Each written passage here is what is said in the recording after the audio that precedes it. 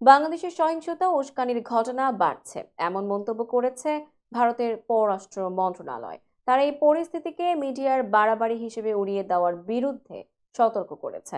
শুক্রবার নয়াদিল্লিতে এক সাপ্তাহিক মিডিয়া ব্রিফিংয়ে ভারতের পররাষ্ট্র মন্ত্রণালয়ের মুখপাত্র রণধীর জয়সওয়াল এই মন্তব্য করেন। তিনি বলেন, বাংলাদেশের ক্রমবর্ধমান উগ্র বক্তব্য, সহিংসতা এবং উস্কানিতে আমরা উদ্বিগ্ন। এটাকে মিডিয়ার বাড়াবাড়ি বলে উড়িয়ে দেওয়া যাবে না। তিনি বাংলাদেশ সরকারের কাছে সংখ্যালঘুদের সুরক্ষায় প্রয়োজনীয় ব্যবস্থা নিতে আহ্বান জানান। ভারত সরকারের পক্ষ থেকে বলা হয়, বাংলাদেশে হিন্দু ও অন্যান্য সংখ্যালঘুদের ওপর হামলা ও হুমকি নিয়ে উদ্বেগ প্রকাশ করা হয়েছে এবং বাংলাদেশ সরকারের কাছে এই বিষয়টি জোরালোভাবে উত্থাপন করা হয়েছে। চিন্ময় কৃষ্ণ দাসের গ্রেপ্তার প্রসঙ্গে রণধীর জয়সওয়াল বলেন, এটা আইনি প্রক্রিয়া এবং আমরা আশা করি এটি ন্যায়সঙ্গত ও স্বচ্ছভাবে চলবে। এছাড়া ভারতের পররাষ্ট্র মন্ত্রণালয় আগামী 11 ডিসেম্বর বাংলাদেশের পরিস্থিতি সম্পর্কে সংসদীয় স্থায়ী কমিটিকে ব্রিফ করবে, জানান শশী থারুর।